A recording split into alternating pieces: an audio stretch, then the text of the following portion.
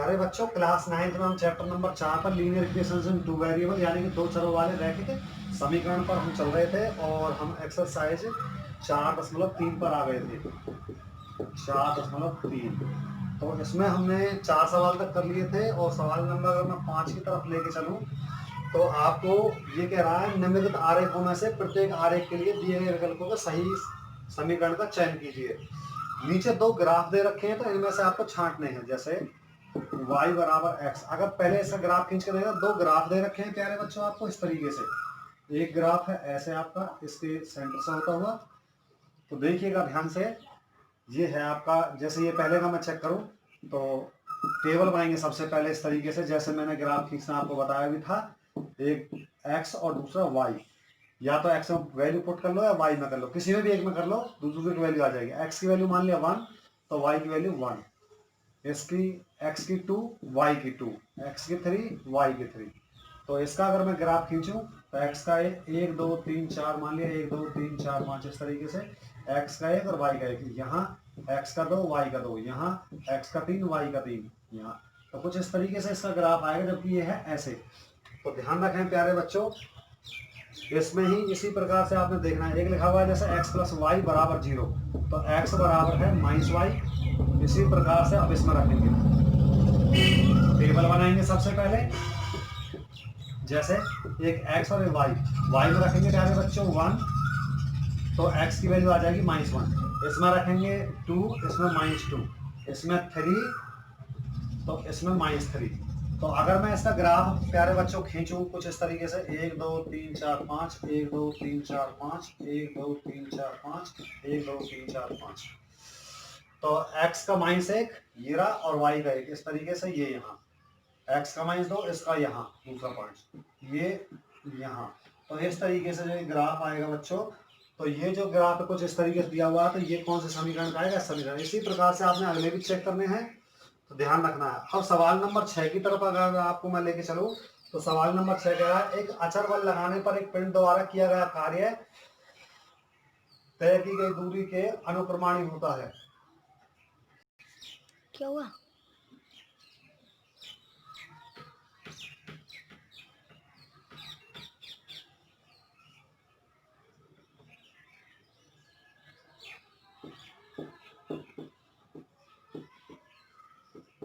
Class 9 exercise.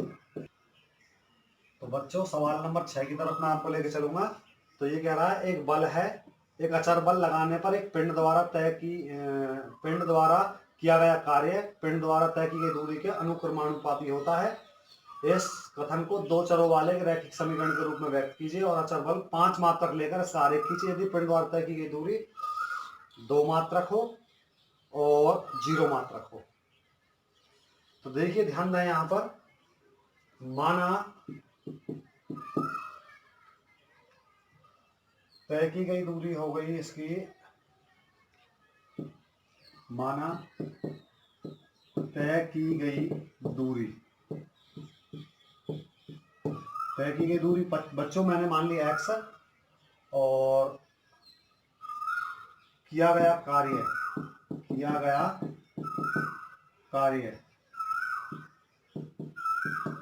ये y।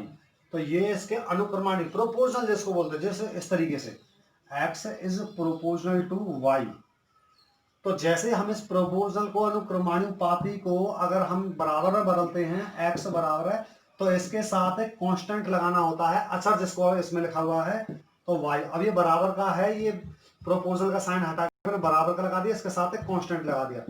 अब वो कहता है अगर कांस्टेंट अचर बल मेरा 5 मात्रक हो, यानी कि k की वैल्यू आपको 5 लेनी है, तो x = 5y। अब प्यारे बच्चों इसका खींचना है ग्राफ। फिर ये कहता है आगे कि 2 मात्रक लेना है और 0 मात्रक लेना है।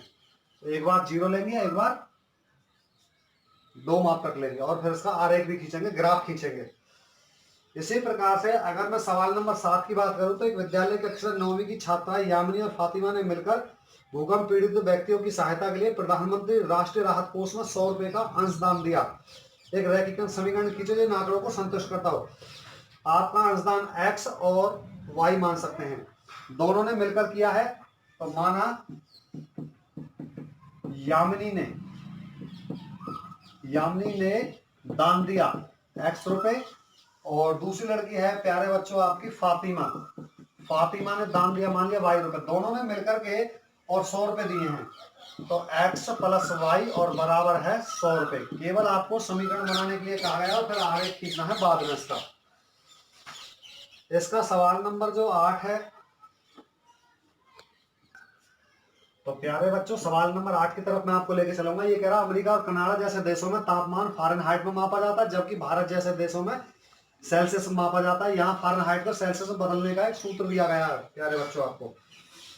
फ़ारेनहाइट बराबर है 9/5 गुना में सेल्सियस, डिग्री सेल्सियस जितना भी है प्लस में 32। ये आपको फॉर्मूला दिया गया है। ये कह रहा है आगे सेल्सियस को तो मानना एक्स एक्स, ये एक ग्राफ बना दिया मैंने, x और ये x डैश, y और ये y डैश। तो इसको x एक्स को मानना सेल्सियस, यहाँ पर जितने भी हैं आपके 2, 4, 6, 10 जितने भी, और y एक्स को मानना है आपने फ़ारेनहाइट। ये कह रहा है यदि तापमान 30 डिग्री हो तो फ़ारेनहाइट में क्या होगा। फ़ारेनहाइट में बदलने के लिए बच्चों क्या करना है, 9/5 और ये दे रखा है आपको 30, तो गुना में 30 प्लस में 32। यहाँ से काट लेंगे इसको 6 बार और 9 छिक्के 54 और प्लस में 32। तो प्यारे बच्चों ये हो गया आपका 86 डिग्री फ़ारेनहाइट। तो अगर x की वैल्यू में यहाँ पर 30 लेके चलो, मान लिया 10 10 का 10, 20, 30, 40, 50 अप टू 100। तो इधर आपका मान लिया 10 10 के फासले पे लेते हैं, 10, 20, 30, 40, 50 और यहाँ 60, 70, 80, 90 इस तरीके। तो 80 से 86 आए, 80 से ज्यादा इस तरीके से, और इसका कितना 30। तो इस तरीके से यहाँ इसका ग्राफ खिंच जाएगा जी। ये इसी प्रकार से आपको 95 डिग्री फ़ारेनहाइट, तो ये F बराबर दिया हुआ आपको 9/5 गुना में डिग्री सेल्सियस और प्लस में 32। फ़ारेनहाइट दिया हुआ आपकी बार प्यारे बच्चों 95, तो 9/5 गुना में डिग्री सेल्सियस प्लस में 32। इस 32 को पहले धर ले जाएंगे, 95 घटा में 32 बराबर है 9/5 गुना में डिग्री सेल्सियस। तो ये बच गया बच्चों 8, और 8 में से 3 गया 5। अब इधर जो बच गया है आपका 9/5 गुना में डिग्री सेल्सियस, तो बराबर डिग्री सेल्सियस की वैल्यू निकालने के लिए इसको 5 को तो भेज दो यहाँ गुना में 58 के में, और 9 चला जाएगा यहाँ। तो देख लेंगे हम, कट रहा है तो ठीक है, नहीं तो ऊपर के ऊपर गुना करके 9 से भाग दे देंगे और वो क्या आ जाएगा आपका डिग्री सेल्सियस में आ जाएगा बच्चों। 5 8 40, 5 5 25, 25 और 4 29 और बटे में 9, ये डिग्री सेल्सियस में आ जाएगा आपका। चाहो तो इसको आप कर सकते हो 9 3 27 और 2 बच गया, और 9 दूनी 18 पॉइंट और 2 बच जाएगा, और 9 दूनी 18 डिग्री सेल्सियस 32.2। इस तरीके से ही सारे पार्ट्स इससे करने हैं। तो आज का वीडियो यहीं पर खत्म होता है, एक्सरसाइज फिनिश होती है आपकी, और नेक्स्ट वीडियो हम बात करेंगे 4.4 की।